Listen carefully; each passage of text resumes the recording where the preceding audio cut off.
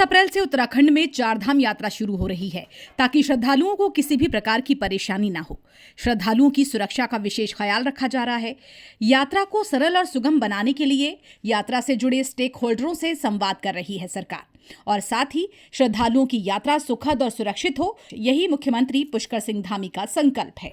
चारधाम यात्रा को लेकर सभी तैयारियां हमारी लगभग पूरी हो चुकी हैं और लगातार समीक्षाएं हो रही हैं। हमारा प्रयास है कि सभी जो यात्रा को संचालित करने वाले हमारे स्टेक होल्डर्स हैं उन सभी से संवाद स्थापित करके और जहां भी यात्रा में किसी प्रकार की अगर उसको विस्तार की आवश्यकता पड़ती है या कोई और काम करना पड़ता है तो हम वो सब काम लगातार करेंगे, लगातार संवाद बनाएंगे। आने वाले श्रद्धालुओं को, तीर्थयात्रियों को यात्रा में किसी प्रकार का कठिनाइयों का सामना न करना पड़े। वहीं कैबिनेट मंत्री सतपाल महाराज का ये कहना है कि चारधाम यात्रा को लेकर सरकार सभी तैयारी पूरी कर रही है।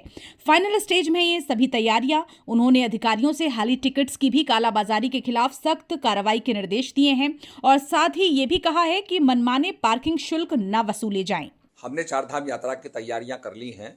श्री यमुनोत्री और श्री गंगोत्री धाम में कपाट खुलने के साथ 30 अप्रैल 2025 को चारधाम यात्रा हमारी शुभारंभ उसकी शुरुआत हो जाएगी।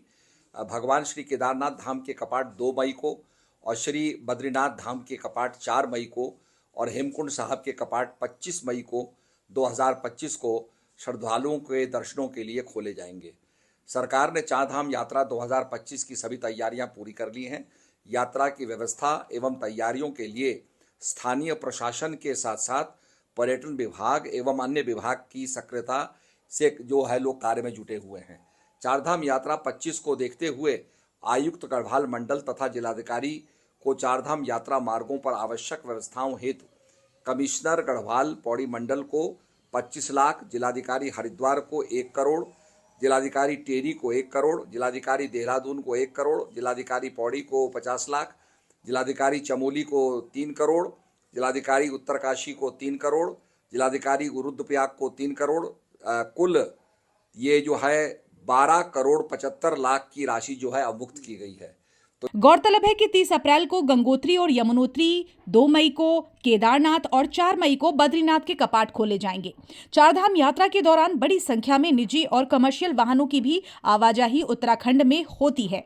ऐसे में उत्तराखंड में वायु प्रदूषण का खतरा होता है। लिहाजा राज्य सरकार ने किसी भी कमर्शियल वाहन के लिए ग्रीन कार्ड अनिवार्य किया है।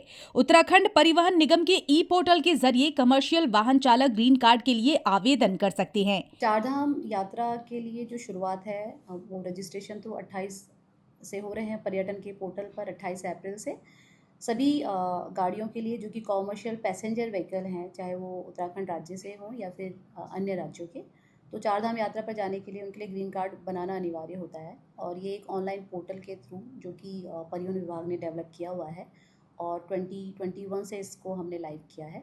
तो ऑनलाइन पोर्टल के थ्रू और ऑनलाइन मीडियम से ही ग्रीन कार्ड हम इशू करेंगे इस बार भी। और ये पोर्टल आम जनता के लिए 11 अप्रैल से खोल दिया जाएगा, जिस पर अप्लाई करके ऑनलाइन ग्रीन कार्ड के लिए वो एप्लीकेशन अपना दे सकते हैं और फिर संबंधित कार्यालय जो कि वो चूज़ करेंगे वहाँ पर व्हीकल को इंस्पेक्शन कराने के बाद वो ग्रीन कार्ड जारी कर दिया जाएगा। हमारे स्टेट की गाड़ियों के लिए और जो अदर स्टेट की जो गाड़ियाँ 13 सीटर तक हैं उनके लिए पूर्व की भांति ही ग्रीन कार्ड होगा, जो कि 30 नवंबर तक मैक्सिमम, और उसके अलावा जहाँ तक उनके डॉक्यूमेंट की वैधता होगी वहाँ तक एक बार ही उनको इंस्पेक्शन कराना पड़ेगा परिवहन कार्यालय में आके। लेकिन जो 13 सीटर से ऊपर की जो गाड़ियाँ हैं जो कि यात्रा पर आएंगी अदर स्टेट की, उनको 15 दिन का ग्रीन कार्ड दिया जाएगा इस बार से।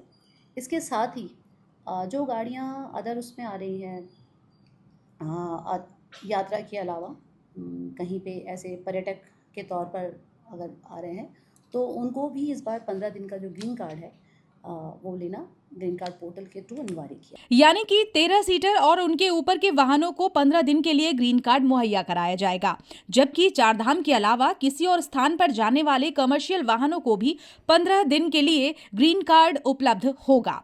गौरतलब है कि बिना ग्रीन कार्ड के आप यात्रा सीजन में कमर्शियल वाहनों का संचालन नहीं कर सकते।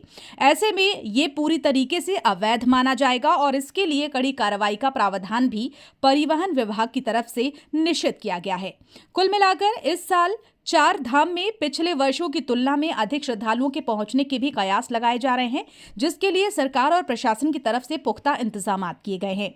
Bureau report, R news network.